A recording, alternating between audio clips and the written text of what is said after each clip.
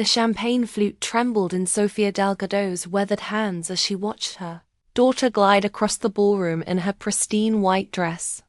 28 years of single motherhood had carved lines around Sofia's dark eyes, each one a testament to the sleepless nights, the double shifts at the hospital, the sacrificed dreams that had paved Valeria's path to this moment. Before we continue, tell me where you're watching from. I love seeing the reach. And if this story has you hooked, hit subscribe now. A new one's coming tomorrow, so don't miss it. Let's continue. Sofia remembered the night Valeria was born, how she'd held that tiny, screaming bundle in the charity ward of St. Mary's Hospital, promising her daughter a better life than the one she'd known. No father in sight, just 17-year-old Sofia and her newborn baby against the world. The promises she'd whispered that night had cost her everything. Her youth, her education, her chance at love. The wedding was everything Valeria had dreamed of: crystal chandeliers casting ethereal light across marble floors, roses imported from Ecuador adorning every surface, a string quartet playing Pachelbel's canon in the corner. The Bella Vista Country Club, where Sofia had once cleaned bathrooms during her college years, now hosted her daughter's fairy tale wedding. Sofia had made it all possible, liquidating her retirement fund and taking out a second mortgage on the small house she'd bought with years of overtime pay. She smoothed her navy dress, the only formal outfit she owned, purchased from a department store clearance rack, and approached the bride's table where Valeria sat radiant beside her new husband, Javier Castillo. Javier was everything Sofia had hoped her daughter would find. Educated, successful, kind. His family owned Castillo Architecture, responsible for half the city's commercial district. They were old money, the kind of family that appeared in society. Pages and donated wings to museums. "Mia," Sofia said softly, her voice barely audible above the celebration. Her accent, usually carefully modulated after years of speech therapy she'd paid for with house-cleaning money, slipped through in her emotion. "The photographer wants to take some family photos now." Valeria's smile faltered for just a moment before she composed herself. Around the table, the Castillo family, Javier's parents, his sister Lucia with her husband Ricardo, various cousins and aunts all watched the interaction with polite interest. Their designer gowns and tailored suits made Sofia acutely aware of her discount dress and borrowed shoes. "Actually, Mama," Valeria said, her voice pitched low but still audible to the table, "we've already taken all the family photos we need." The words hit Sofia like a physical blow. She felt her face flush with embarrassment as the Castillo family exchanged glances. Mrs. Elena Castillo, Javier's mother, wore the kind of smile that didn't reach her eyes. The same expression Sofia had seen on the faces of wealthy patients' families when she'd worked as a nurse's aide. "But I'm your family," Sofia whispered, confusion clouding her features. Valeria's jaw tightened almost imperceptibly. "Mama, please don't make a scene. This is my wedding day." Mrs. Castillo placed a manicured hand on Valeria's shoulder, her diamond bracelet catching the light. "Darling, shouldn't we start the cake cutting? The photographer is on a schedule, and we have that surprise we discussed." "Of course." Valeria stood without looking at Sofia. "Mama, thank you for everything, that this is our day. Our new beginning." Sofia felt invisible as the crowd surged around the couple, phones capturing every moment of their joy. She found herself pushed to the back, watching through a forest of raised arms as her daughter, the baby she'd nursed through countless fevers, the child she'd tutored through calculus, despite barely understanding it herself, the young woman whose college application essays she'd proofread by lamplight after 14-hour shifts, cut her wedding cake without a backward glance. The surprise, Mrs. Castillo had mentioned turned out to be a video montage of Valeria and Javier's relationship, from their meeting at Stanford to their engagement in Paris. Sofia watched in growing disbelief as the story of her daughter's life unfolded without her in it. College graduations, job promotions, romantic getaways, all documented and celebrated as if Valeria had emerged fully formed into their world. When the video ended, Mrs. Castillo stood to make a toast to Valeria, who has brought such joy to our family. We couldn't be prouder to welcome such an accomplished, refined young woman as our daughter. Sofia excused herself to the restroom, but instead found herself outside in the country club's garden, gasping for air among the perfectly manicured hedges. The sounds of laughter and music drifted from the reception hall, but she might as well have been on another planet. Her phone buzzed with a text from her sister Carmen, who lived in Phoenix. "How's the wedding? Send pics." Sofia stared at her phone, realizing she hadn't taken a single photo. She wasn't in any of them either. Later, sitting alone in her 15-year-old Honda Civic outside the country club, Sofia stared at her phone. No messages from Valeria. No check-in to see if she'd made it to her car safely. No acknowledgement that she'd left early. Inside, she could see the warm glow of the reception continuing through the floor-to-ceiling windows, could hear the faint strains of music and laughter. She thought of all the moments that had led here, memories flooding back with painful clarity. Valeria, at 5, standing on a kitchen chair beside Sofia as they made tamales for Christmas. More masa on her face than in the pot. "When I grow up, Mama, I want to cook just like you." Valeria at 10, crying because the other kids at her school made fun of her second-hand clothes. Sofia working extra shifts that month to buy her daughter new shoes, new backpack, anything to ease the shame. Valeria at 15, embarrassed when Sofia showed up to parent-teacher conferences in her hospital scrubs, smelling faintly of disinfectant. "Why can't you dress like the other moms?" she'd asked, not understanding that Sofia had come straight from a 12-hour shift because she couldn't afford to take time off. Valeria at 18, getting her acceptance letter to Stanford. They'd cried together in the kitchen, dancing around the small space as Sofia calculated how many loans she'd need to take, how many more years she'd have to work to make her daughter's dreams come true. The signs had been there, Sofia realized now. The gradual changes in Valeria's speech patterns, the way she'd started correcting Sofia's English, the increasing gaps between phone calls during college. After graduation, Valeria had moved to San Francisco, gotten her MBA, landed a job at a prestigious consulting firm. She'd started dating Javier during her first year of graduate school. Sofia had been so proud, so grateful that her sacrifices had paid off. She'd never questioned why Valeria's new life seemed to have so little room for her old one. When had gratitude become expectation? When had love become obligation? When had her daughter started seeing her as something to overcome, rather than someone to celebrate? Sofia's phone rang, startling her from her thoughts. Carmen's name appeared on the screen. "Sofia? How was it? I've been waiting for pictures all day." "It was beautiful," Sofia managed, her voice steady despite the tears on her cheeks. "Valeria looked like a princess. And, tell me everything. Was the food good? Did you cry during the ceremony? Did that boy's family treat you right?" Sofia closed her eyes, unable to voice the humiliation she'd experienced. "It was perfect, Carmen. Everything Valeria dreamed of. I'm so proud of that girl. And of you, Hermana. Look what you raised. A Stanford graduate married to an architect. Mama would have been so proud." After hanging up, Sofia sat in the parking lot until the last of the guests had left. She watched as Javier helped Valeria into a black Escalade that would take them to their hotel suite before their honeymoon in Italy. A trip that cost more than Sofia made in 6 months.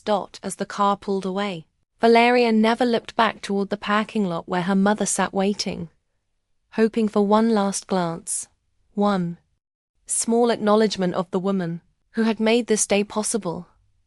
The weeks following the wedding passed in a blur of emptiness. Sofia returned to her routines, her job at the hospital, her small garden, her weekend volunteering at the church, but everything felt hollow. The house, which had once bustled with Valeria's energy even during her brief visits home, now seemed to echo with absence. Sofia found herself avoiding the photo albums that chronicled Valeria's childhood, the refrigerator magnets from her daughter's various achievements, even the small shrine she'd maintained in the living room with Valeria's graduation photos and awards. Each reminder felt like an accusation. Look what you lost. Look how you failed. Her co-workers noticed her distraction. Maria, the head nurse who'd been Sofia's friend for 15 years, finally confronted her during their lunch break. Sofia, what's wrong with you? You've been walking around like a ghost since Valeria's wedding. Wasn't it everything you hoped for? Sofia picked at her homemade sandwich, unable to meet Maria's eyes. It was beautiful. She looked so happy. But I felt like a stranger there, Maria. Like I didn't belong in my own daughter's life anymore. Maria frowned, setting down her coffee cup. What do you mean? You raised that girl single-handedly. You sacrificed everything for her education, her opportunities. Of course you belong in her life. Do I? Because on her wedding day I was invisible. Not in the family photos, not mentioned in the speeches, not even introduced to most of the guests as anything more than someone who helped raise Valeria. The words tumbled out, carrying months of suppressed hurt. Hey Sofia, I'm so sorry. But maybe she was just overwhelmed, you know? Weddings are stressful.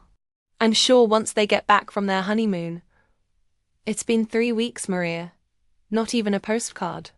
The truth was, Sofia had been checking her phone obsessively, hoping for photos from Italy, updates about their new apartment, anything that would suggest she was still part of Valeria's world.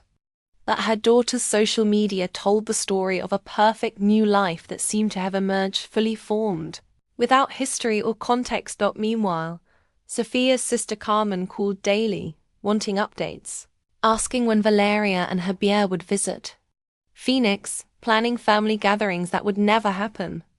Sofia found herself making excuses, inventing busy schedules and work commitments rather than admit that she had no idea when she'd see her daughter again. The isolation was crushing.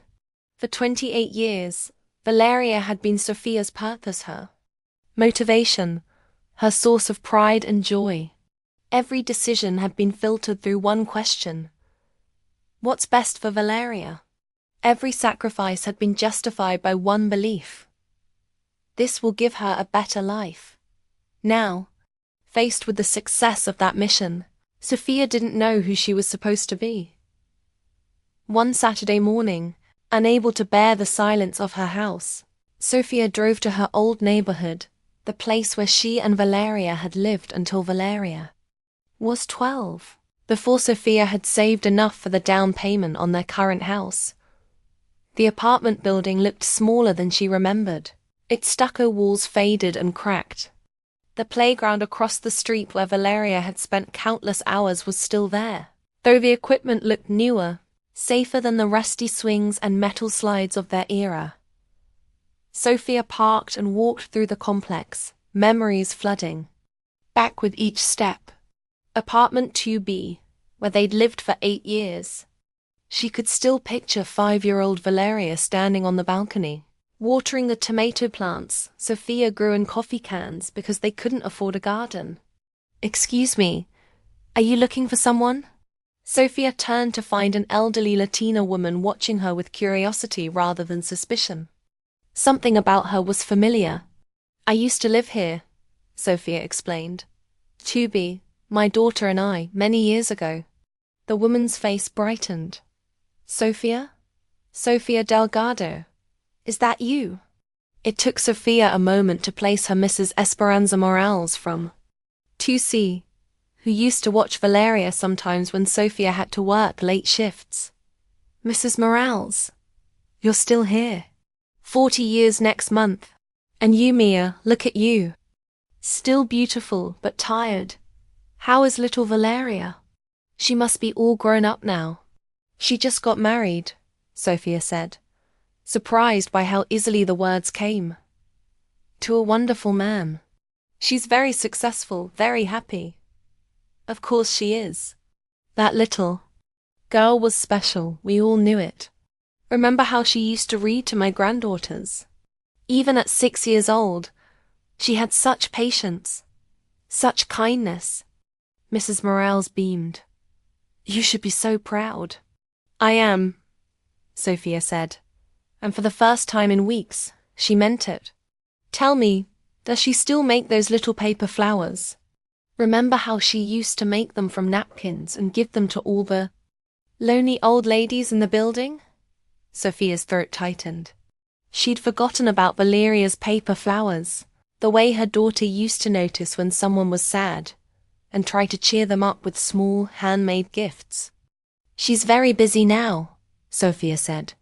Important job. Beautiful life. Everything I dreamed for her. Mrs. Morales studied Sofia's face with the wisdom of someone who'd lived through her own share of heartbreak. But that sometimes I wonder if I pushed her too hard to be better than where she came from. Maybe I made her think she had to choose between success and family, between her new life and her old one. Hey, Mia, we all make mistakes raising our children. The love is what matters. And that little girl was loved. She remembered that when she needs to. Walking back to her car, Sofia felt something shift inside her chest. Not healing exactly, but a loosening of the knot of resentment and hurt she'd been carrying. Maybe Mrs. Morales was right. Maybe love was enough, even when it felt like failure. 3 months later, Sofia was elbow-deep in her small garden, coaxing life from the tomato. Plants she'd started from seed, the same variety she'd grown in coffee cans on that old apartment balcony. The September sun was warm on her back, and for the first time in months, she felt something approaching peace. Her phone buzzed on the patio table. A text from an unknown number. Mrs. Delgado, this is Javier. Could you please call me? It's about Valeria. It's urgent. Sofia's heart lurched as she wiped the dirt from her hands and dialed, her fingers shaking. Sofia? Javier's voice was strained, unfamiliar. Gone was the confident, polished young man from the wedding. This voice was raw, desperate. What's wrong? Is Valeria hurt? Sofia, she's in the hospital. She lost the baby. We didn't even know she was pregnant. The words hit Sofia like a physical blow. A baby. A grandchild she'd never known about. Never even had the chance to anticipate or celebrate. Which hospital? Sofia asked, already moving toward her car. UCSF Medical. But Sofia, she won't talk to me. She won't talk to anyone. The doctors say she's fine physically, but his voice cracked. She just stares at the wall. I don't know what to do. The drive to San Francisco blurred past in a haze of panic and prayer. Sofia's mind raced with questions. How far along had Valeria been? Why hadn't she told her mother? What had happened to cause the loss? But underneath all the questions was a deeper, more painful realization. Her daughter had been pregnant, had lost a child, and Sofia had been the last to know. The hospital was a maze of corridors and elevators, nothing like the small community hospital where Sofia worked. She found Javier pacing outside a private room on the maternity ward. His perfect composure finally cracked. His hair was disheveled, his expensive shirt wrinkled, his eyes red-rimmed with exhaustion. "How long has she been like this?" Sofia asked. Without preamble. "Since yesterday morning. She woke up with cramping, started bleeding. By the time we got here, it was too late. The doctor said these things happen, especially in the first trimester, but..." He gestured helplessly toward the closed door. "She won't even look at me. I tried calling her friends from work, but she made me promise not to tell anyone. You were the only person she asked for." Despite everything, Sofia felt a flicker of warmth at those words. Even in her darkest moment, Valeria had asked for her. "Mother, has she eaten anything?" "Nothing. She won't even drink water." Sofia squared her shoulders, drawing on 28 years of mothering experience. "Go home, Javier. Shower, eat something, get some rest." "I'll stay with her. I can't leave her." "You can and you will. Right now, she needs her mother." "When?" "She's ready. She needs her husband. But not yet." Sofia pushed open the door to find her daughter curled in the hospital bed like a wounded child, staring at nothing. The designer clothes and perfect makeup were gone, replaced by a hospital gown, and the kind of raw vulnerability Sofia hadn't seen since Valeria's childhood nightmares. The room was filled with flowers, elaborate arrangements from Javier's family, and colleagues, all tasteful whites and pastels that felt cold and formal. No color, no life, nothing that spoke to the vibrant little girl who used to make paper flowers from napkins. "Mia," Sofia whispered, settling into the chair beside the bed. For the first time in months, Valeria looked at her mother. Really looked. Her eyes were hollowed with grief, but something else flickered their recognition. Relief. A wordless plea for forgiveness.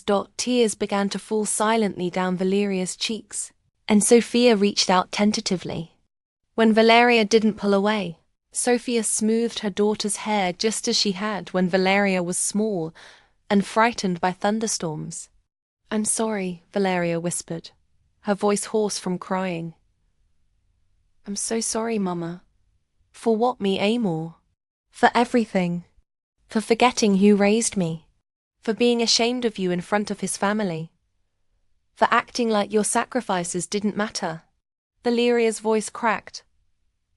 "For not telling you about the baby." Sofia felt her own tears start, months of hurt and confusion. Finally finding release. "Tell me about the baby, Mia. We found out 6 weeks ago. I was scared to tell anyone, even Javier at first. I kept thinking about all the things that could go wrong, all the ways I might mess up being a mother." Valeria turned to face Sofia fully. "I was terrified I'd be like you." The words should have stung, but Sofia heard the truth beneath them. "What do you mean?" "So young, so unprepared, so ... struggling all the time. I remember how tired you always were. How worried. I remember you crying sometimes when you thought I was asleep. I swore I'd never put a child through that, never be poor and desperate and..." Valeria's voice broke. "And I realized that's how I saw you. Not as strong or sacrificing or loving, but as everything I was trying not to become." Sofia absorbed this, feeling pieces of a puzzle clicking into place. "Is that why you pushed me away?" "Because I reminded you of a life you didn't want. I thought if I could just be perfect enough, successful enough, respectable enough, I could make your sacrifices worth it. I thought that was what you wanted from me." Valeria wiped her face with the back of her hand. "But somewhere along the way, I started believing that your love came with conditions. That I had to earn it by being better than where I came from." "Oh, Mia, my love never had conditions. Never. I know that now. When I lost the baby yesterday, when I felt that emptiness, all I could think about was how you must have felt when you were 17 and pregnant with me. How scared you must have been. How alone. Valeria reached for Sofia's hand. And I realized you never let me feel alone. Not once, even when you must have wanted to give up. They sat in silence as the afternoon light shifted across the hospital room, both processing years of misunderstanding and hurt. I want to come home, Mama, Valeria finally said. Just for a while. I want to remember who I used to be before. I got so lost trying to become someone else. Sofia felt something loosening in her chest, a knot of hurt and resentment that had tightened with every passing month since the wedding. Mi casa es tu casa, she said simply. Always. That evening, as Sofia helped Valeria pack her things from the penthouse apartment she shared with Javier, Sofia marveled at the life her daughter had built. Floor-to-ceiling windows offered a stunning view of the bay. The furniture was sleek and expensive. The kitchen looked like something from a magazine. It was everything Sofia had dreamed of for Valeria, and nothing like the warm, cluttered home they'd shared. Javier moved around them quietly, packing his own bag. He'd insisted on staying at his parents' house for a few days while Valeria recovered at Sofia's. I don't understand, he said finally, folding one of Valeria's designer suits into a suitcase. I can take care of you here. We have better doctors, better facilities. Why do you need to go back there? Valeria looked up from the jewelry box she was sorting through. Because I need to remember something I lost, Javier. Something about who I really am. You're my wife. You're a successful consultant. You have a master's degree from Stanford. Isn't that enough? Sofia watched the exchange, seeing in Javier the same confusion she'd felt months earlier. He loved Valeria, but he loved the version of her that fit perfectly into his world, polished, accomplished, disconnected from anything that might complicate their narrative. No, Valeria said quietly. It's not enough anymore. The drive back to Sofia's house was quiet, both women lost in their own thoughts. When they pulled into the driveway of the small ranch house with its postage-stamp lawn and chain-link fence, Valeria stared at it as if seeing it for the first time. It looks smaller, she said. Or maybe you just got bigger, Sofia replied. Inside, Valeria wandered through rooms that held 20 years of memories. Her childhood bedroom, now Sofia's office, still had the desk where she'd done homework while Sofia worked night shifts. The kitchen table where they'd eaten countless meals together, where Sofia had helped with science projects and college applications and heartbreak. The living room where they'd watched telenovelas together, Sofia translating the rapid Spanish while Valeria painted her nails. I miss this, Valeria said, running her fingers along the worn fabric of their old couch. I didn't realize how much until now. Sofia made them tea, the same chamomile blend she'd given Valeria for every childhood ailment, and they sat together on the couch, the silence comfortable for the first time in years. Mama, can I ask you something? Of course. Do you ever regret having me so young? Giving up so much of your life? Sofia considered the question seriously, the way she'd learned to consider all of Valeria's inquiries, as if they deserved thoughtful, honest answers rather than platitudes. I regret that I didn't get to give you more, she said finally. Better clothes, nicer vacations, a father who loved you. I regret that you sometimes had to worry about money, had to be embarrassed by our old car or our small apartment. But regret having you? Never, Mia. You gave my life meaning. But what about your dreams? You were going to be a nurse, remember? You had plans. I became a nurse's aide. I helped people, saved money, raised a daughter who's changing the world in her own way. My dreams didn't disappear. They just changed shape. Sofia smiled. Besides, watching you graduate from Stanford, seeing you succeed in ways I never could, that was better than any dream I had for myself. Valeria curled up against her mother's shoulder, and for a moment they were both transported back to earlier times. when the world was simpler and love was the only currency that mattered. Over the next few days, Sofia watched her daughters slowly come back to life. Valeria slept late, wandered around in Sofia's old bathrobes and helped with simple tasks around the house. She weeded the garden, learned to operate Sofia's ancient washing machine, and sat on the front porch in the evenings, watching their neighbors come home from work. On the third day, Mrs. Chan from next door brought over a casserole, as she always did when Sofia was dealing with any kind of crisis. Valeria answered the door. "You must be Sofia's daughter," Mrs. Chan said, beaming. "She talks about you all the time. So proud. Always showing pictures, telling everyone about your fancy job. And your handsome husband." Valeria glanced back at Sofia, who was pretending to be absorbed in her crossword puzzle. "She talks about me?" "Oh yes, every week at least. My Valeria this, my Valeria that. You call her enough, I hope. She misses you when you're busy with your important life." After Mrs. Chen left, Valeria confronted Sofia in the kitchen. "You tell the neighbors about me?" "Of course I do. You're my daughter. I'm proud of you. Even after the wedding? Even when I was so horrible to you?" Sofia continued chopping vegetables for dinner. "Especially then. When you're hurt by someone you love, you don't stop loving them. You just love them from farther away until they're ready to come closer again." That evening Javier called to check on Valeria. Sofia could hear his voice through the phone, concerned but also frustrated. "The doctor says you can come home anytime," he was saying. "And my mother wants to take you shopping. Get your mind off things. She knows this great spa in Napa." "I'm not ready yet," Valeria said firmly. "I need more time." After she hung up, Sofia asked, "Does he understand why you're here?" "No. And I don't think his family does either. They think I'm having some kind of breakdown, that staying here is a step backward." Valeria sighed. "Maybe they're right. Or maybe they're afraid," Sofia suggested. "Maybe they're afraid that if you remember who you were before you met them, you might not want to be who they need you to be."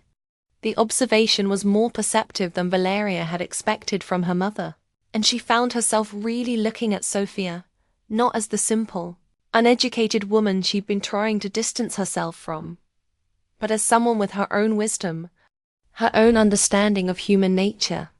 "You're smarter than I gave you credit for," Valeria admitted. "I've been watching people my whole life, Mia.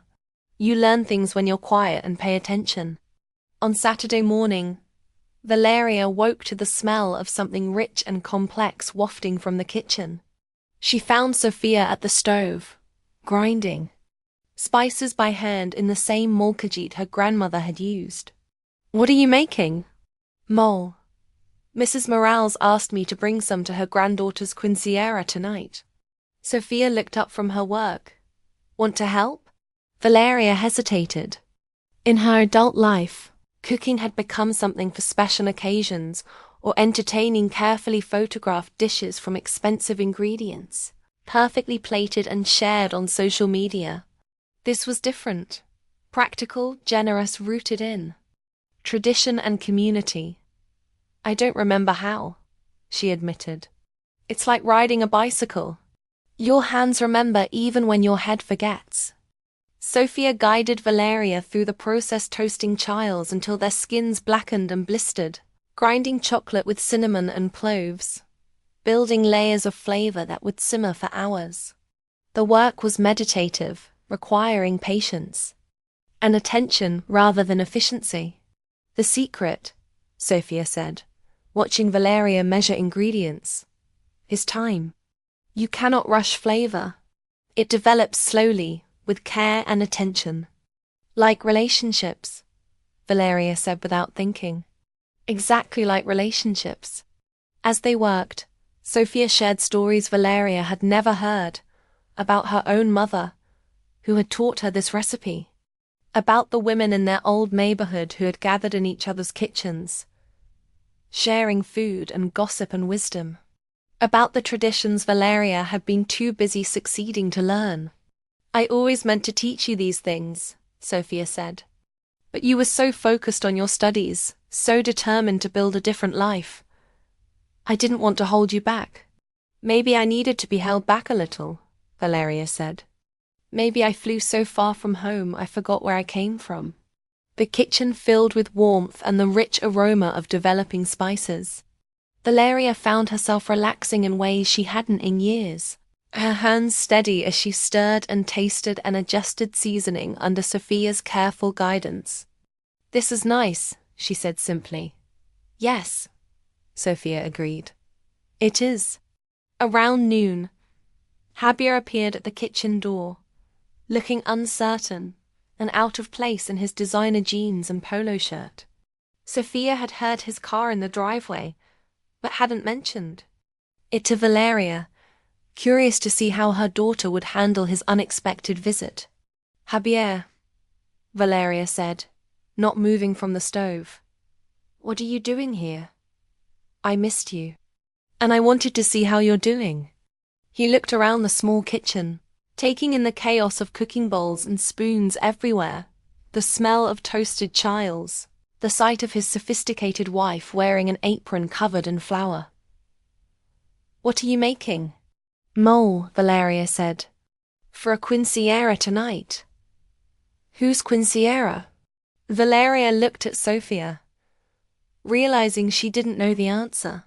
She'd been so focused on the process of cooking, on reconnecting with her mother, that she hadn't asked about the larger context. "Mrs. Morales's granddaughter," Sofia explained. "She lives in our old apartment complex. I've known her since she was born." Javier frowned. "But we don't know these people." "I know them," Sofia said quietly. "And Valeria used to know them too, when she was small." "Valeria, you can't just disappear into your past. We have a life together, responsibilities. My family is worried about you, about us." Valeria felt the familiar tug of obligation, the pressure, to be the person others needed her to be.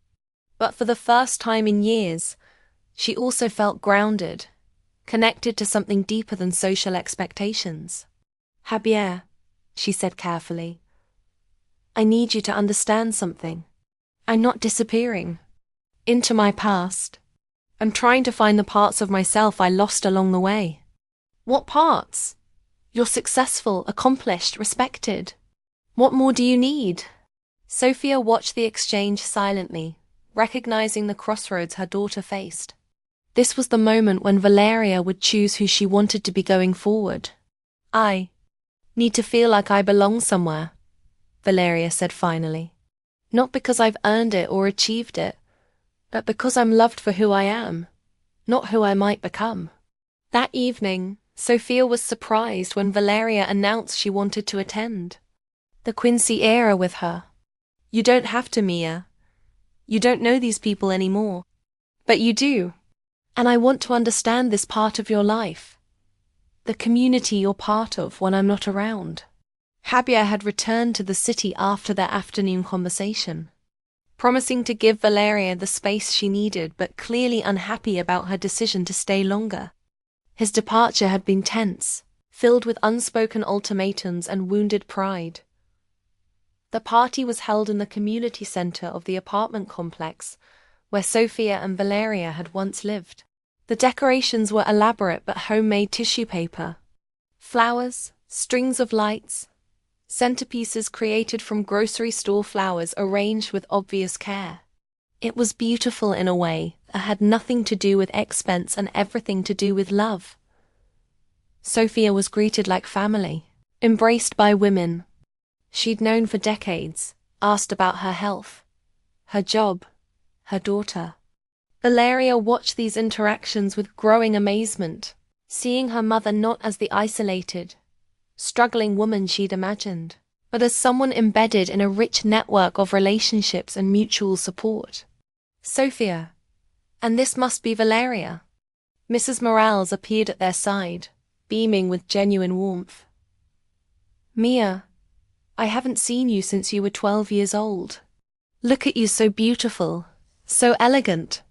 Valeria found herself swept into conversations with people who remembered her childhood, who asked about her life with genuine interest rather than social obligation. They were proud of her success but not intimidated by it, curious about her work but more interested in whether she was happy. Your mother talks about you all the time, said Rosa, a woman who'd lived in the building for 30 years. She's so proud, always showing pictures, bragging about your achievements. We feel like we watched you grow up. Even now, Valeria asked. Even when I'm not around much anymore. Especially now. Success doesn't mean forgetting your family, Mia.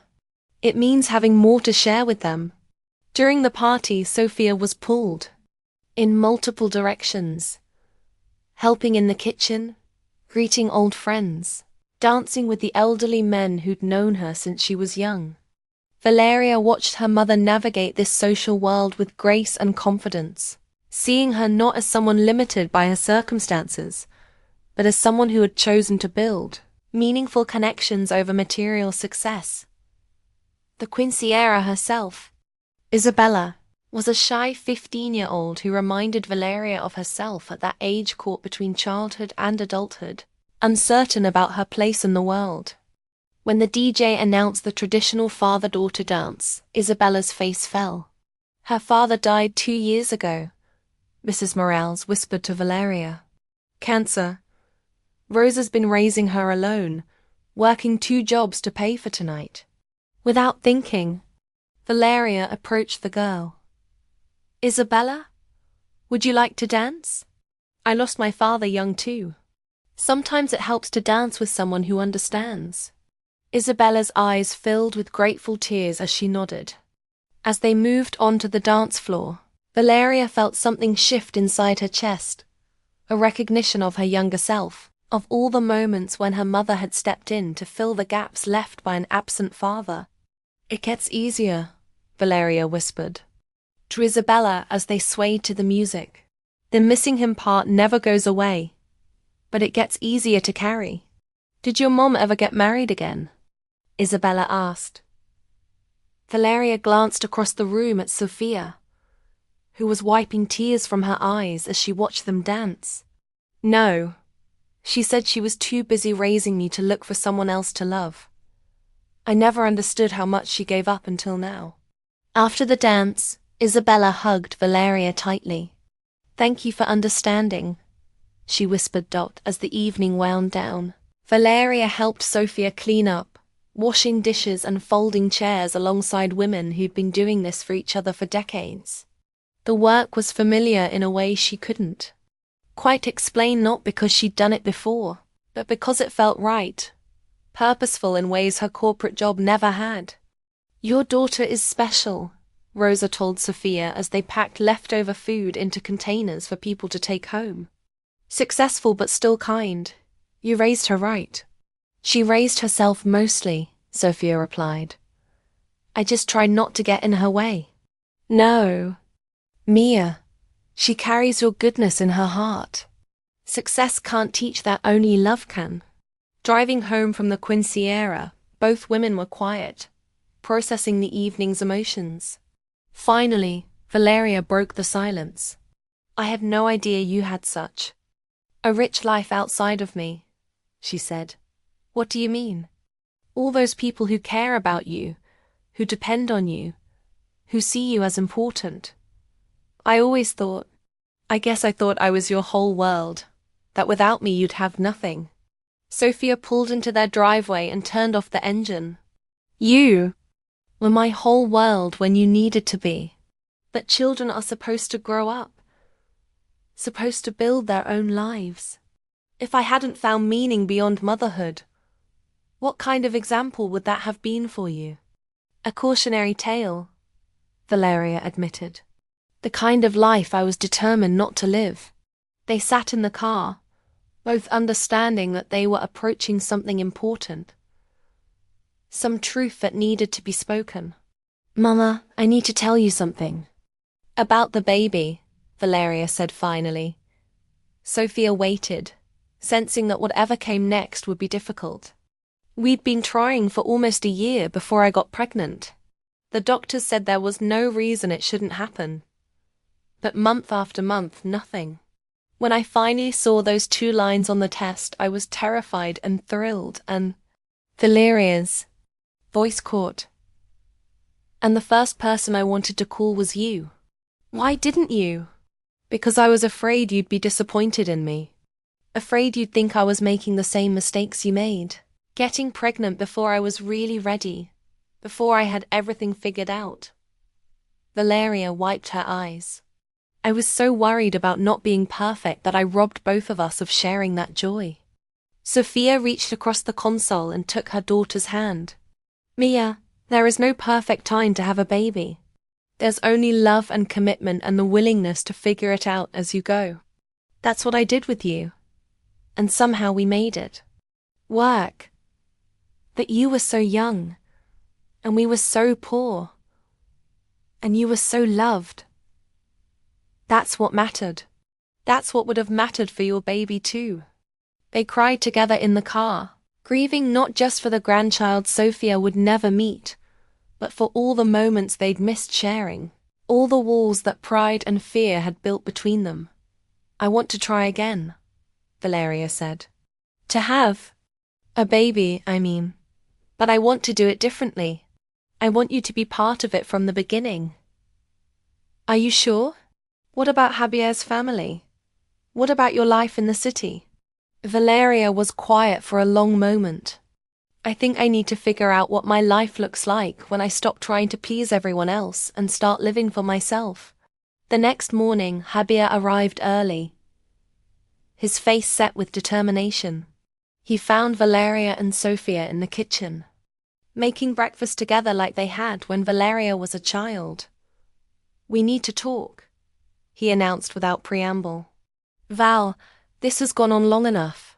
You're my wife. And your place is with me. Not hiding out here playing house with your mother. Sofia started to excuse herself, but Valeria caught her arm. Stay, Mama. This concerns you too. Javier's jaw tightened. Some things should be private, between husband and wife. And some things shouldn't be, Valeria replied firmly. Javier, I love you. But I won't pretend anymore that my life began when I met you. I won't act like my mother and my history are something to be ashamed of or overcome. I never asked you to be ashamed. Didn't you? When you didn't insist I be in the wedding photos. When your mother referred to my childhood as something I'd risen above. When you acted like my miscarriage was something we needed to handle. Privately, without involving the woman who raised me. Sofia watched her daughter defend their relationship.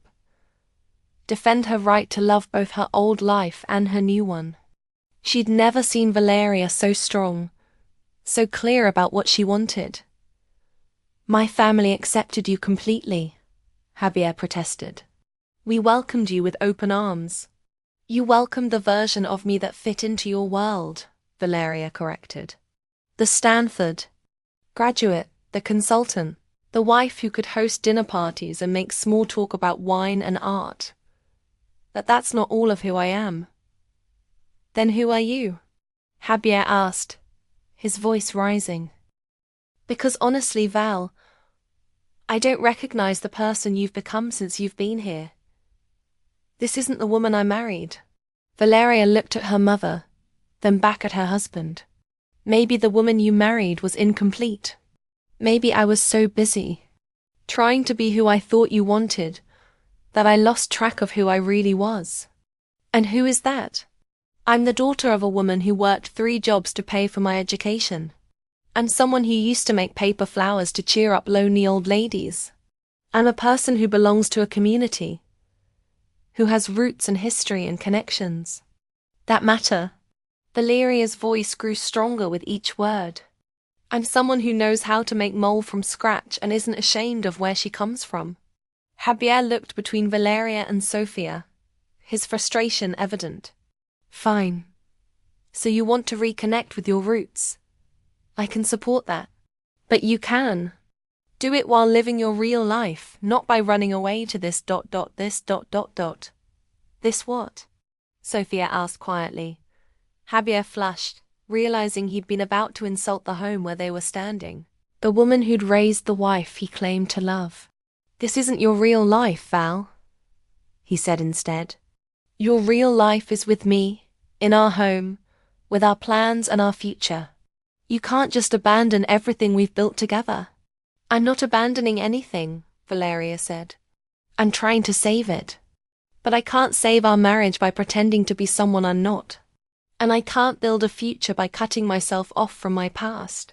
The kitchen fell silent except for the tick of Sofia's old wall clock. Finally, Javier sat down heavily at the small table. I don't understand, he admitted, his anger giving way to something more vulnerable. I thought I was giving you everything you wanted.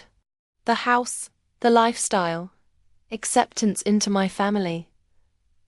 I thought that was what love looked like. Sofia surprised them both by speaking up. Love isn't about giving someone what you think they should want. It's about accepting who they are and supporting who they're becoming. Javier looked at her as if seeing her for the first time. You think I don't love her enough? I think you love the idea of her. But love isn't possession, Mio. It's not about making someone fit into your life. It's about building a life together that has room for both of your truths. Over the next hour, something unexpected happened. As Valeria shared stories from her childhood, as Sofia explained the choices she'd made, and the sacrifices she'd deemed worthwhile, Javier began to see his wife not as someone who'd emerged fully formed from Stanford, but as the product of a specific history, a particular kind of love and struggle. I never understood why you were so driven, he admitted to Valeria. Why you worked so much harder than everyone else. Why you seemed to need constant proof that you belonged. I thought it was just ambition. It wasn't ambition, Valeria said. It was fear.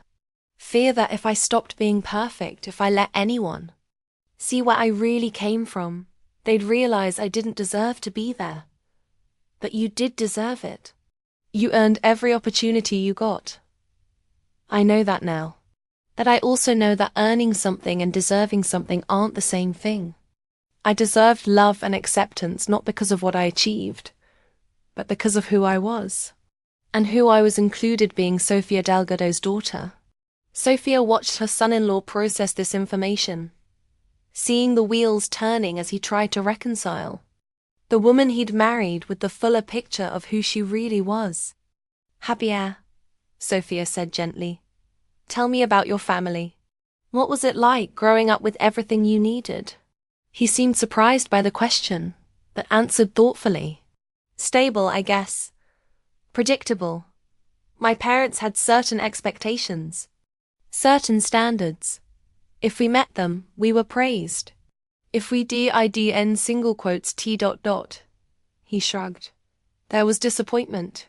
And did you ever worry that their love depended on your performance?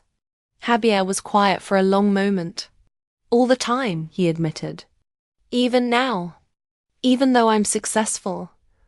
Even though I married someone they approve of, I still feel like I'm auditioning for their acceptance. So you understand, Sofia said simply. The pressure to be perfect. To never let people down. To always prove. You're worthy of love. That's what Valeria has been carrying her whole life. But she learned it from watching me sacrifice everything for her. And you learned it from having everything given conditionally. So how do we fix it? He asked, looking between the two women. We start by being honest about what we really want, Valeria said.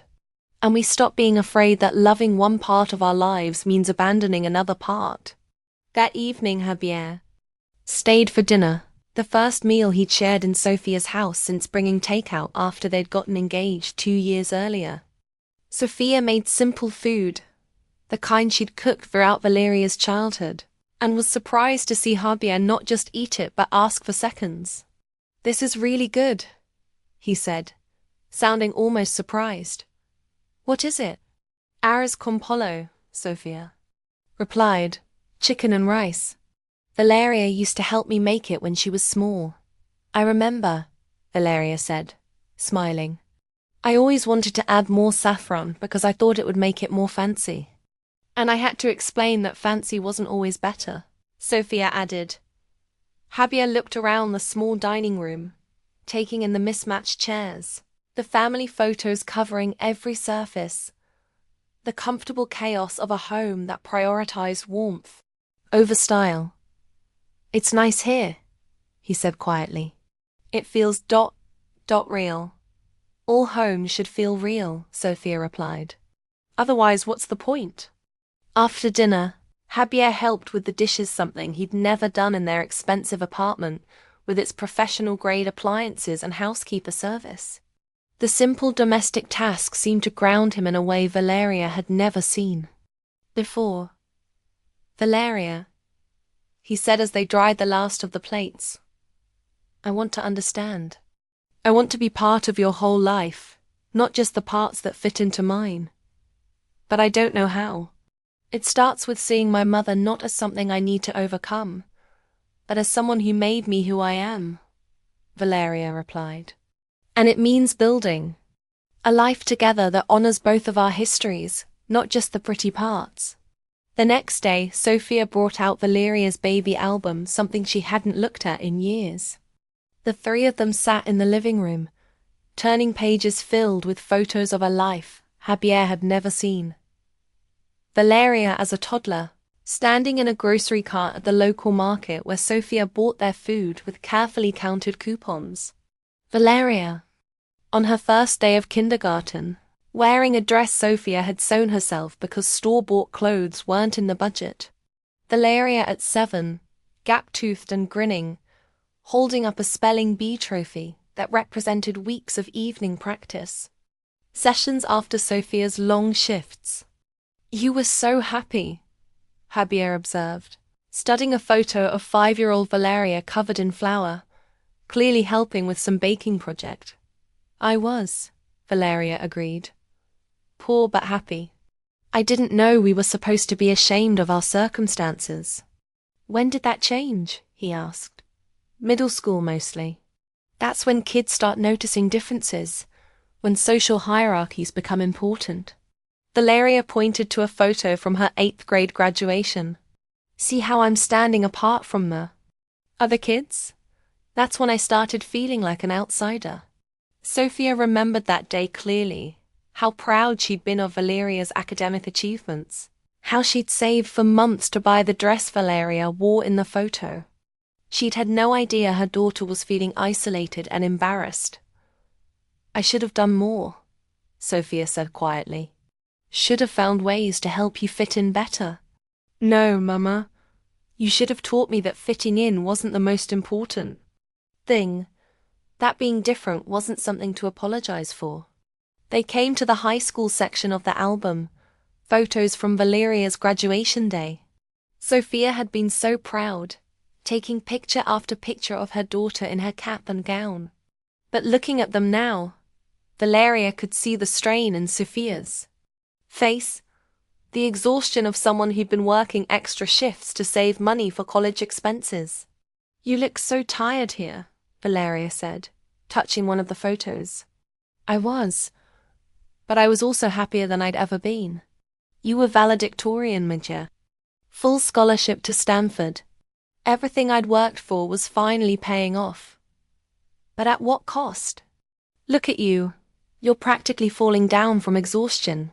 That's what love looks like sometimes, Sofia said simply. Tired but determined. Stretched thin but still showing up. Javier studied the photos with new eyes, seeing not just Valeria's journey from childhood to adulthood, but Sofia's parallel journey from young single mother to proud parent of a college-bound daughter. Mrs. Delgado, he said carefully, I owe you an apology. I never fully appreciated what you gave up to make Valeria's success possible. I took it for granted, like it was just the natural order of things. You don't need to apologize for not understanding something you never experienced. Sofia replied. But you do need to understand it now if you want to really know your wife. They came to the end of the album photos from Valeria's college graduation, her first job, her engagement party. Sofia had fewer pictures from this period, as if she'd gradually been edited out of her daughter's documented life. I wish I'd known you then, Javier said to Sofia. When all this was happening, I feel like I missed the most important part of Valeria's story. You didn't miss it, Valeria said.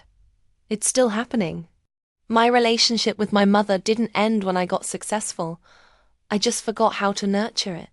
She turned to Sofia. Mama, I want to ask you something, and I need you to be honest. Do you feel like I abandoned you? Like I became someone you didn't recognize? Sofia considered the question carefully. Sometimes, she admitted.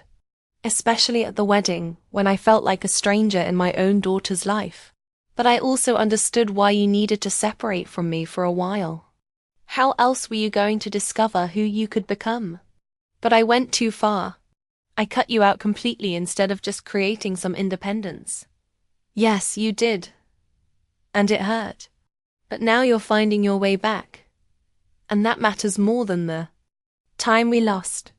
Over the following days, something shifted in the dynamics between the three of them. Javier began visiting daily, not to pressure Valeria to come home, but to genuinely participate in her process of reconnection. He helped Sofia with yard work, learned to cook simple Mexican dishes, and listened to stories about Valeria's childhood with the attention of someone trying to understand rather than judge.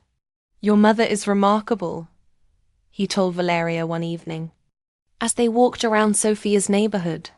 I mean, I always knew she'd raised you alone, but I didn't really think about what that meant. The logistics of it, the daily decisions, the constant worry and planning. She made it look easy, Valeria replied. I didn't realize until I was an adult how hard she was working, how much she was sacrificing. Do you think? Javier hesitated. Do you think we could buy her a new house? Something nicer, in a better neighborhood? Valeria stopped walking and looked at him. Why? Because she deserves better. Because we can afford it. Because it would be a way of saying thank you for everything she gave you. And because it would make you more comfortable when we visit.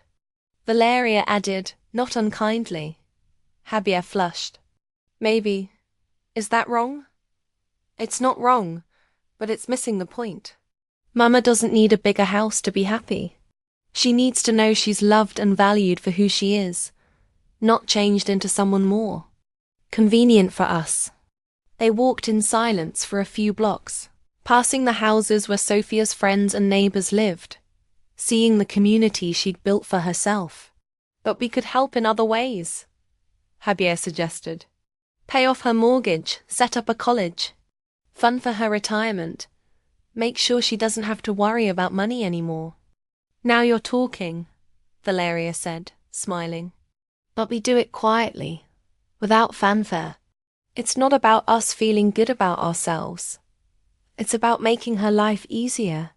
When they returned to the house, they found Sofia in her garden, staking tomato plants as the evening light faded. She looked up as they approached, soil on her hands and contentment on her face. How was your walk? She asked. Educational, Javier replied, and Sofia laughed at his serious tone. Everything is educational when you pay attention, she said. That's something I learned early in motherhood. There's wisdom everywhere if you're open to it. That night, as Valeria helped Sofia with the dinner dishes, she brought up something that had been weighing on her mind. Mama, I've been thinking about the baby, about trying again. But I'm scared I'll make the same mistakes you did working too hard, sacrificing too much, losing myself in being a mother. Sofia dried her hands and turned to face her daughter fully. What mistakes do you think I made? Not having a life outside of me. Not taking care of yourself. Not finding love again because you were too busy taking care of me. Mia, those weren't mistakes. Those were choices I made because they felt right at the time. Maybe not perfect choices, but the best ones I could make with what I had. But don't you regret not having more for yourself? I had you. I had meaningful work. I had friends and community and purpose. What more is there? Valeria struggled to articulate what she was feeling. But you were alone, Mama. You gave up romance, companionship, the chance to be someone's partner. Sofia smiled gently. I wasn't alone. I had you. And when you didn't need me as much, I built other relationships, other sources of meaning. Life doesn't have to follow one script, Mia. There are many ways to be fulfilled. But what if I have a baby and lose myself the way I thought you had? Then you'll find yourself again, the way I did, the way you're doing now. Motherhood isn't a trap, Valeria. It's just another way of growing into who you're meant to be.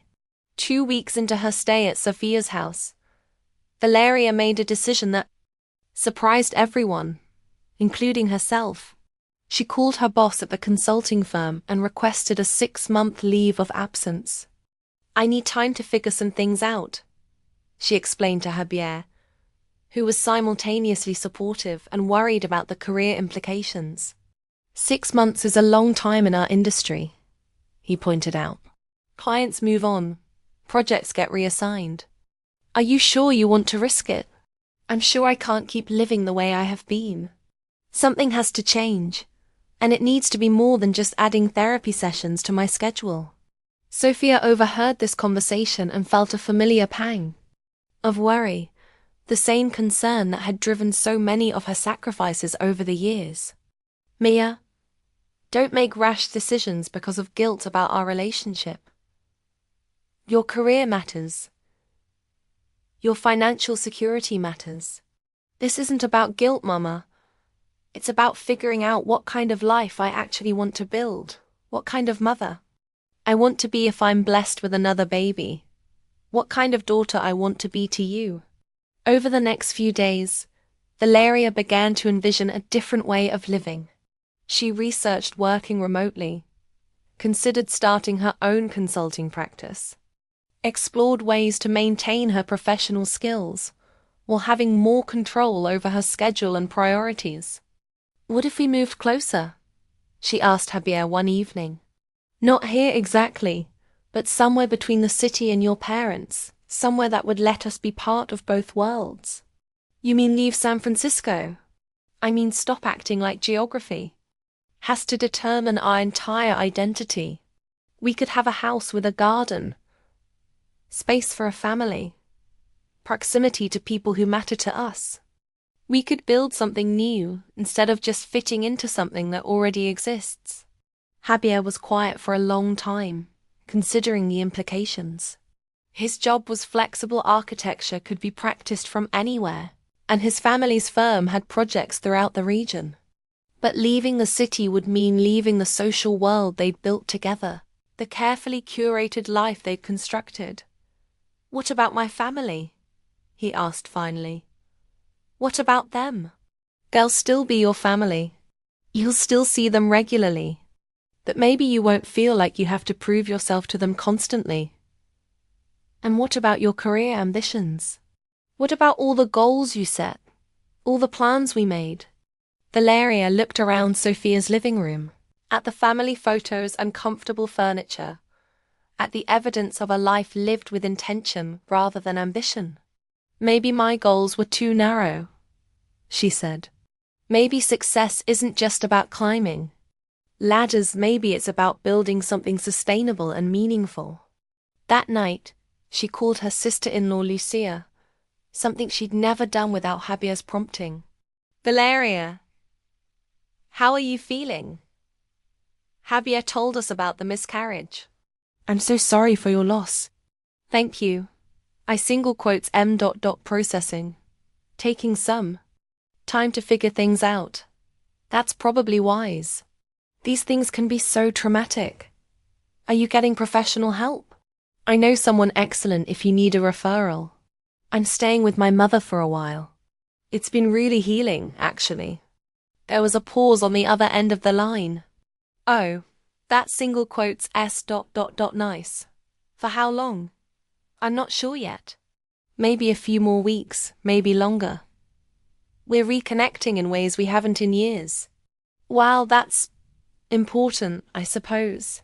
But don't you think you might be better off processing this with Javier? As a couple? Grieving can be so isolating if you're not careful.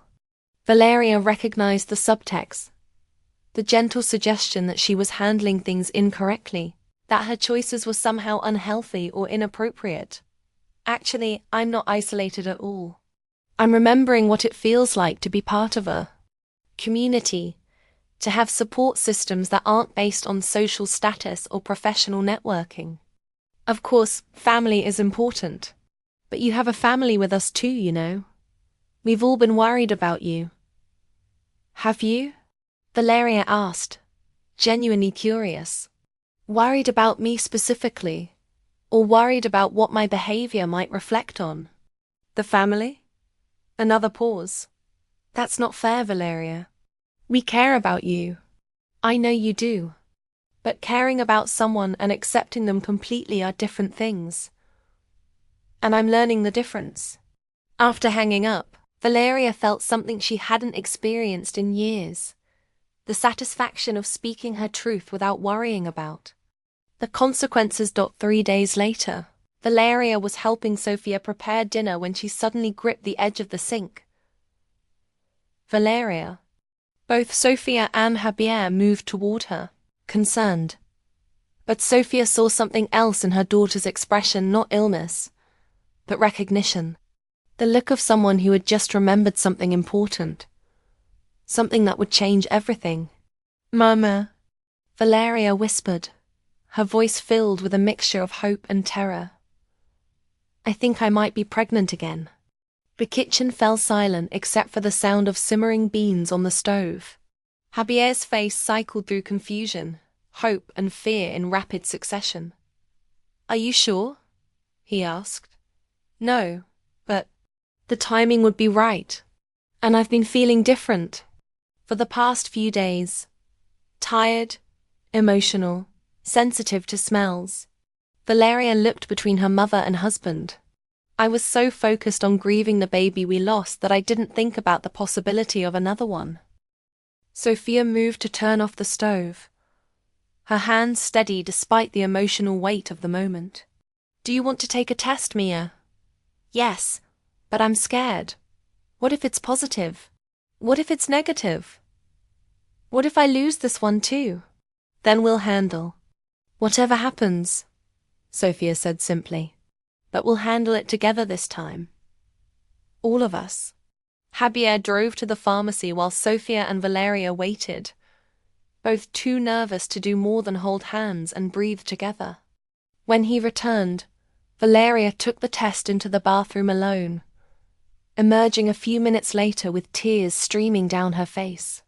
Positive, she whispered. The embrace that followed included all three of them. A circle of support and joy and cautious hope that felt nothing like the isolation Valeria had experienced with her first pregnancy. This time will be different, Javier promised. This time we do everything together. This time we include everyone who matters, Valeria added, looking at her mother. No more secrets, no more shame, no more pretending that loving you somehow diminishes our other relationships. Sofia held her daughter close, feeling the completion of something that had been broken for too long. This baby will know all their grandparents, she said firmly.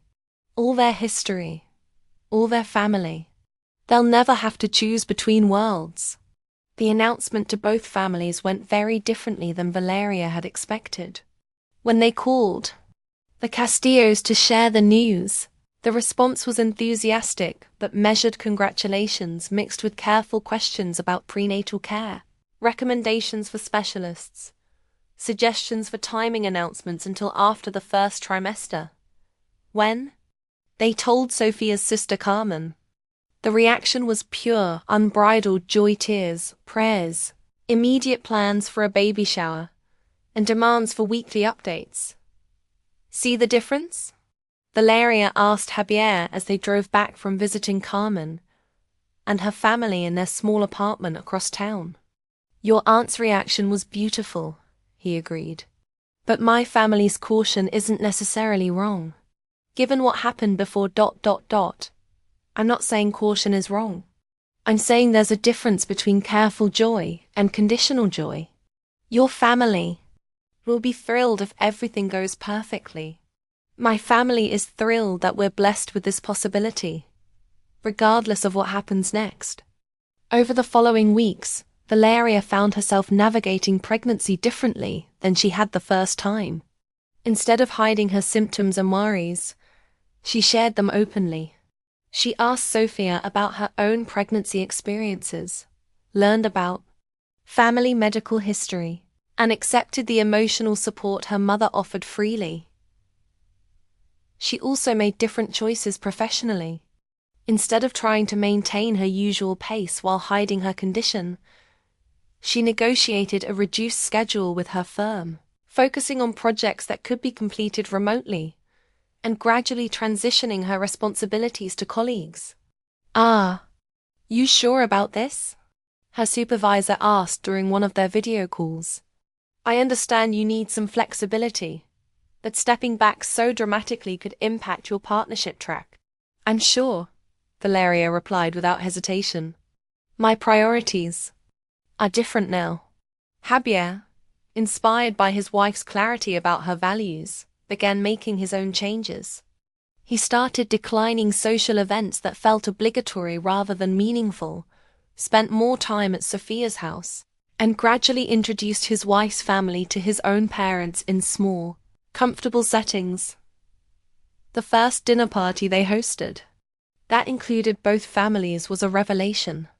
Elena Castillo, initially stiff and formal around Sofia and Carmen, gradually relaxed as she watched Sofia's natural warmth with everyone present. By the end of the evening, she was asking Sofia for her mole recipe and genuinely seeming to enjoy herself. "Your mother-in-law is not what I expected," Sofia told Valeria afterward. "What did you expect?" "Someone cold, judgmental. That she's just careful, protected. I understand that when you have a lot to lose, you build walls to keep it safe. And walls can come down when people feel secure enough to lower them." At 12 weeks pregnant, Valeria felt secure enough to share the news more widely.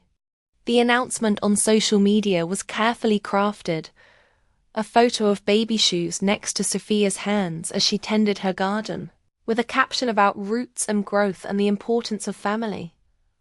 The response was overwhelmingly positive, but what mattered most to Valeria were the comments from people who had known her throughout her life: teachers from elementary school, neighbors from their old apartment complex, co-workers from Sofia's hospital who had watched Valeria grow up through her mother's stories. "It's like reclaiming my whole history," she told Javier. "Not just the successful parts, but all of it. The struggles and the victories.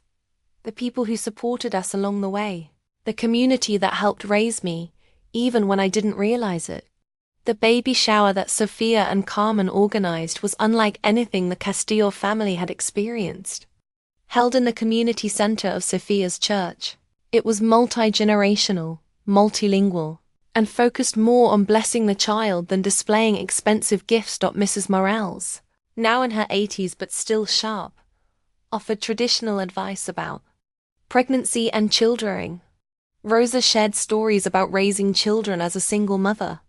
The women of Sofia's book club, who had watched Valeria's journey from a distance, offered wisdom and support freely. Elena Castillo sat somewhat awkwardly at first, clearly out of her element. But as the afternoon progressed, Sofia made a point of including her in conversations, translating jokes, and helping her understand the cultural context of various traditions. "This is how I was raised," Valeria told her mother-in-law during a quiet moment. "Not with a lot of money or formal education, but with a village of women who cared about my well-being and wanted me to succeed." "It's beautiful," Elena admitted. Different from what I'm used to, but beautiful. Your mother is remarkable, the way everyone looks to her for guidance, the respect she commands. I can see where you get your strength. Later that evening, as they cleaned up the community center together, Sofia and Valeria worked side by side, their relationship feeling more balanced and mutual than it had in years. "Mama, I want to ask you something," Valeria said as she folded tablecloths. "When the baby comes, would you consider reducing your hours at the hospital? Maybe spending more time helping with childcare? Are you asking because you want my help, or because you think I need to be needed?" Sofia asked perceptively. "Both, maybe. I do want your help. But more than that, I want my child to have the kind of relationship with you that I should have maintained all along. I want them to know your stories, your recipes, your wisdom. I want them to understand where they come from." Sofia smiled, feeling something settle into place in her chest. "I would love that, Mia. I would love that very much." As Valeria entered her second trimester, she and Javier began house hunting in earnest, looking for something that would allow them to maintain their careers while building the kind of family life they both wanted. They found a house halfway between the city and Sofia's neighborhood, large enough for a growing family, with a yard for gardening and close enough to Sofia that she could be a regular presence in their child's life. The house needed work, which Javier embraced as a creative challenge. But more importantly, it represented a new chapter for both of them, a place where they could build something together rather than simply inheriting someone else's vision of success. "It has good bones," Sofia said when they showed her through. "The empty rooms. Like a family. Sometimes the structure is solid, even when the surface needs attention." As they planned renovations, Valeria found herself incorporating elements that honored both sides of her heritage. A large kitchen suitable for family gatherings and traditional cooking. A library where she could work from home while still being present for family life. A garden space where Sofia could teach her grandchild about growing things from seed. "Are you happy?"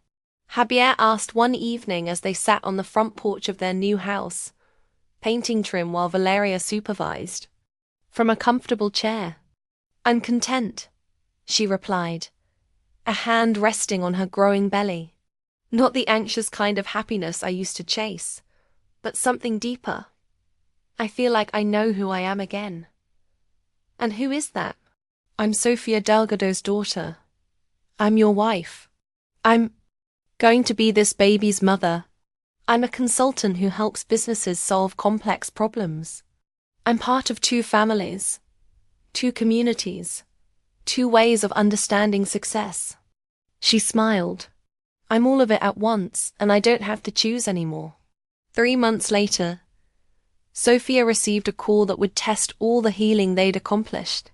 Valeria had gone into labor early, at 34 weeks, while Sofia was at work. "Mrs. Delgado." It was Javier, his voice tight with controlled panic. "We're at the hospital. The baby's coming, but it's too soon. Valeria is asking for you." Sofia left work immediately, her hands shaking as she drove through traffic that seemed impossibly slow. All the old fears surfaced. What if something went wrong? What if she lost both her daughter and grandchild? What if all their reconciliation, all their careful rebuilding, couldn't survive another tragedy? She found them in the maternity ward, Valeria connected to monitors, Javier holding her hand while trying to project calm he clearly didn't feel. "Mama," Valeria said when she saw Sofia, tears streaming down her face. "I'm so scared. What if the baby isn't ready? What if I can't do this?" "You can do this," Sofia said firmly, taking Valeria's other hand. "You're stronger than you know, and you're not doing it alone." The next 6 hours blurred together doctors and nurses, monitors and medical decisions, moments of fear punctuated by moments of hope. Through it all, Sofia never left her daughters. side, offering the steady presence she provided throughout Valeria's childhood, the unwavering belief that love could overcome any obstacle. When Isabella Sofia Castillo finally arrived, tiny but healthy, her lungs strong despite her early entrance into the world, Valeria looked at her mother through exhausted tears. "Isabella Sofia," she said, "after you and Mrs. Morales's granddaughter, the two strongest women I know." Sofia held her granddaughter for the first time, seeing Valeria's features mixed with Javier's, but also something indefinable that spoke of continuity, of family lines that stretched back through generations of women who had loved fiercely and sacrificed willingly. "She's perfect," Sofia whispered. "She's early, she's small, and she's going to need extra care," Valeria said.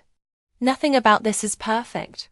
"No," Sofia agreed, smiling through her own tears. "But she's loved, and love makes up for a lot of imperfection." The first birthday party for Isabella Sofia Castillo was held in the backyard of Valeria and Javier's renovated house, under a canopy of fruit trees that Sofia had helped plant that spring.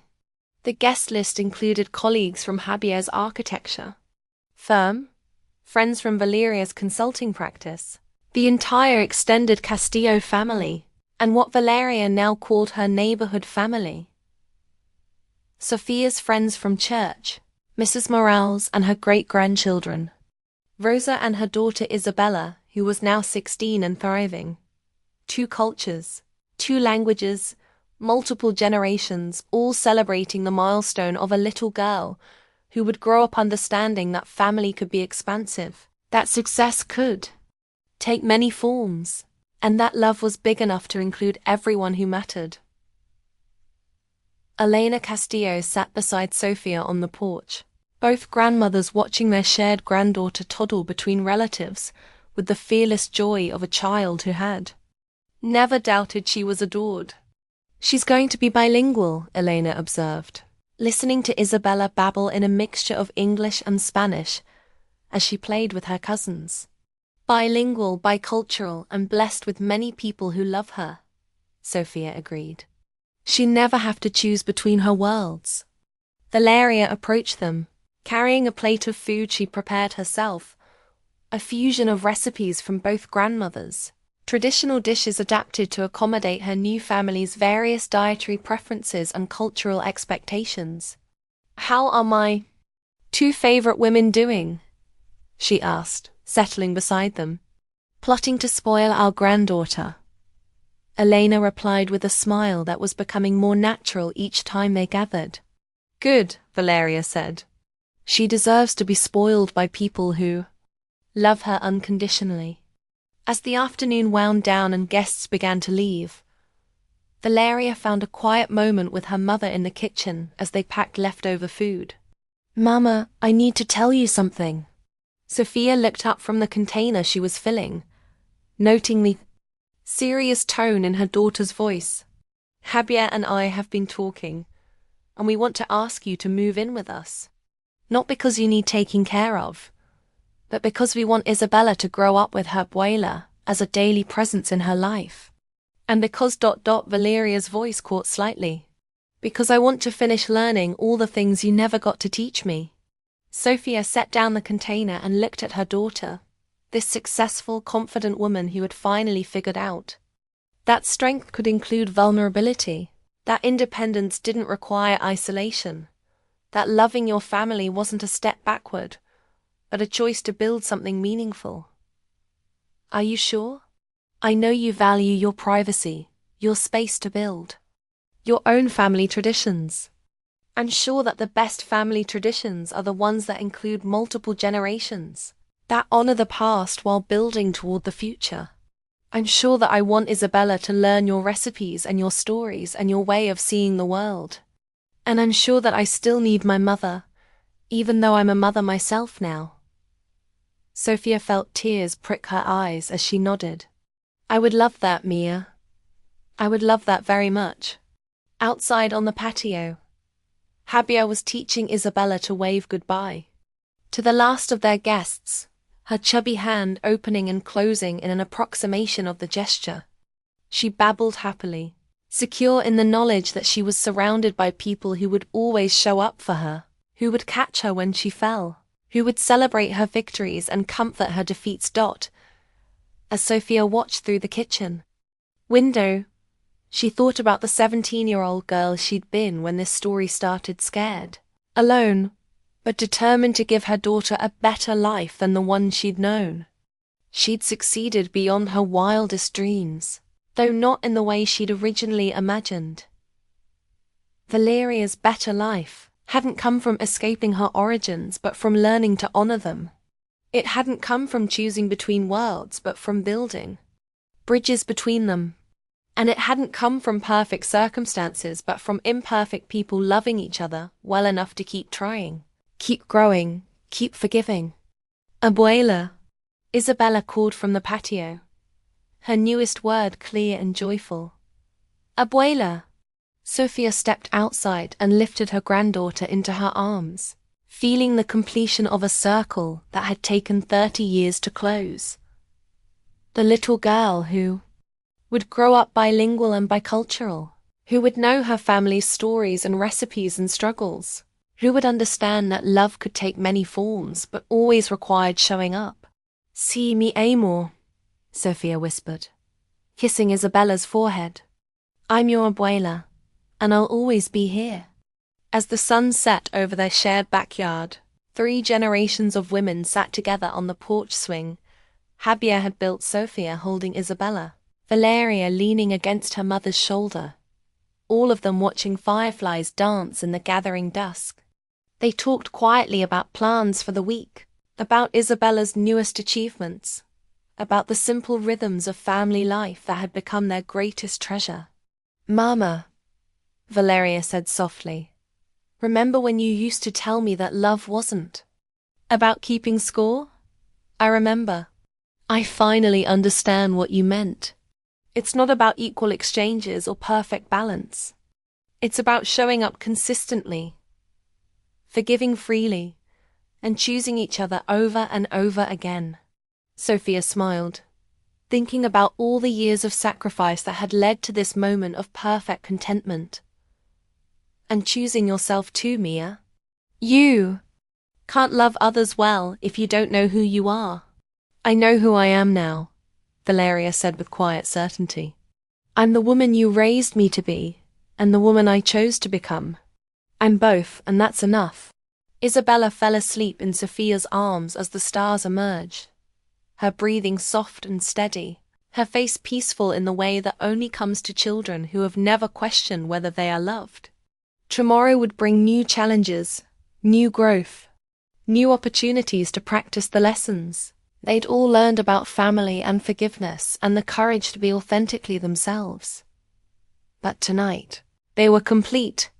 3 generations of strong women, each having found her way home to the others, ready to face whatever came next with the unshakable foundation of love that had been tested by time and proven true. The distance between them had finally been bridged, not by pretending the past didn't matter, but by weaving it into a future that honored every thread of their shared story.